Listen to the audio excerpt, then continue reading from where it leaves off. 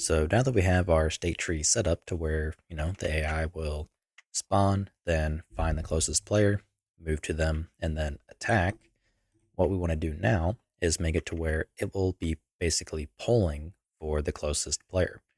So if you are being, say, followed by a zombie and another player walks, to a distance closer to the zombie than you are to that same zombie, the zombie will transition from targeting you to targeting that other player. So to do that, we're going to be utilizing basically state tree events. Now, before we really begin, I want to change up our test here so we can basically only spawn one zombie to make it a lot easier.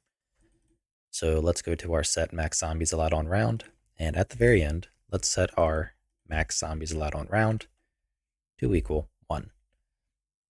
That way we just have, one zombie, nothing else to really have to worry about or deal with. Okay, now let's just begin. So we want to actually do the logic for the event in our AI controller. So again, this is just going to be for testing and getting everything working right. And then we're going to move along to optimizing. So to begin, let's go to our zombie find and attack player state tree. And we want to go ahead and kind of refactor this a bit. So inside of find and move to player, what we want to do is go ahead and, at least for now, just simply take our move to state tree, delete it, and we're going to make a child tree. So add a child state. So let's add a child state and call it move to closest player. So this one will now have our move to. So we re-add that back just like before. And now what we want to do is we have a transition for on state succeeded to attack the player. Let's delete that and move that into move to closest player. So if this state is successful, we want to attack the player. And if the state fails, we want to go back to root. So now what we want to do is basically set up an event. So find and move to player, add a transition, and it's going to be on event. And we're just going to use basically a test tag. So test.generic tag for this, which I believe comes with the editor. And what we want to do here is basically transition to another state that is going to just have a simple delay and go back to the root. So let's add a new state and call it new closest player found. And this one's just going to have a very simple delay task of something like, 0.1 seconds. Just have like a small delay. Okay, so back up in our event here, we want to change the transition to be the new closest player found. And I'll explain more about events once we actually make it. So the only thing we want to do now is basically write the logic. So in our AI controller, let's go ahead and override tick. And we need logic to figure out, if we have a new closest player. So we can actually copy the logic we made in our find closest player task and simply paste it into our AI controller. Then we can actually delete this owning actor here and replace the other actor with our, let's see, we can do self because the controller should be with the right location. And then we need to promote closest distance to a variable and found player to a variable. That way we have the exact same logic. Lastly, well, not lastly, but then we also need to make sure we set the closest distance to 9999 or something, pretty large every time we do this check. So now we will find the closest player every single frame. What we need to do is make sure what we found is different from our previous found player. So we can do that by just grabbing our found player and checking, does this equal something different? So we need the previous found player. And what we're checking is, does the found player not equal the previous found player? And if that is the case, then we know we found a different player. So what we can do is set previous found player to equal the found player, and then send a gameplay event to our state tree. So let's also do a quick print log or print string and just say sending, I don't know, sending event. So off of our state tree AI component, if we search for event, we have a send state tree event function.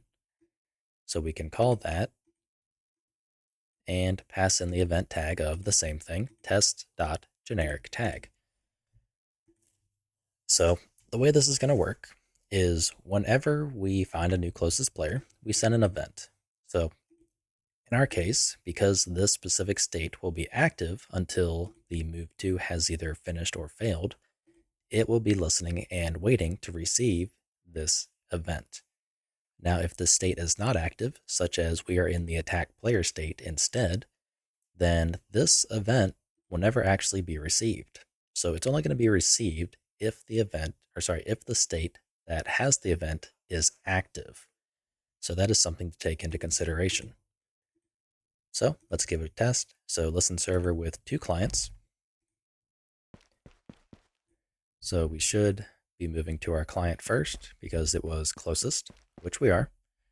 And then if I move farther away from the server, you see we have sending gameplay event. So now if I run, farther away, it is now looking for this guy.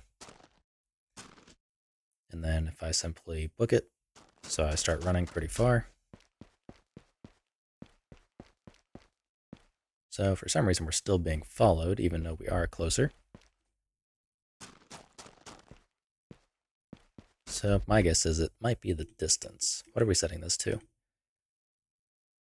Okay, so that's actually pretty far, which is fine. So let's just see what that looks like. So from there, let's just add that to it. Okay, yeah, that is plenty far. Okay. So we have the found player and previous found player. So for the most part, that seems to be working. It's a little wonky in terms of I'm not 100% sure where or why it is doing that distance thing quite like it is. So I'm kind of curious on that. So I actually want to draw a debug sphere at the location of self. So let's see. So with this being okay, so this is just an object. So I want to see how this is actually doing that. So other actor being an actor. However, self is returning an object reference. So I wonder if I get the pawn.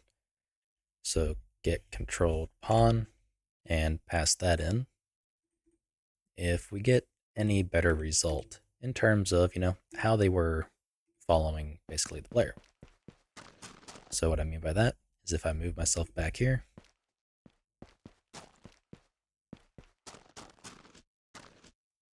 so we have ourselves, the zombie following the server, and we're going to start running away. Okay, so it was related to that. It was something with the actual, I guess, using the controller as the location. Maybe it doesn't follow as I was thinking, but anyways, that resolves the problem. So we now have the AI following, basically the closest player, and this is something we are going to definitely want to optimize. 1, we don't need to do this on tick. And 2, we also don't need to do this one. We can kind of do like a round robin approach if we want. So we're not doing, all zombies every single time. We can instead, do say 5 per frame or something like that.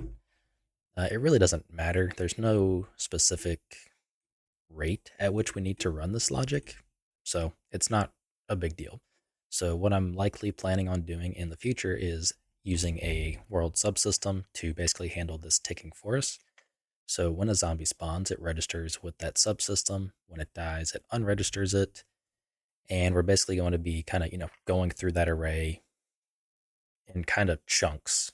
So we're doing, the first, say, 3 or 5, 1 frame, then the next frame we do the next 5, then the next frame we do the next 5, so on and so on until we kind of make ourselves and loop back around. At least that's my intention. So with that out of the way, I'd say we are in a good spot.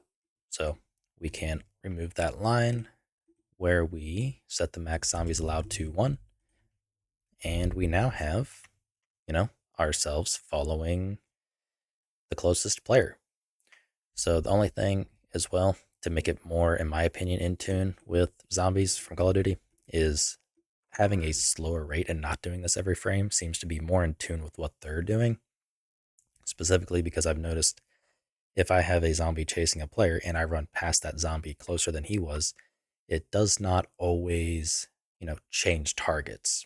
So it seems kind of random to me, which makes me think whenever we slow the rate down, that's where we're going to get a more accurate result. But, anyways, we have all this in place, good to go. So I will see you in the next video. If you like what I'm doing and you want to help support me, you can find a link to my Patreon in the description below, where you can also get early access to this entire series.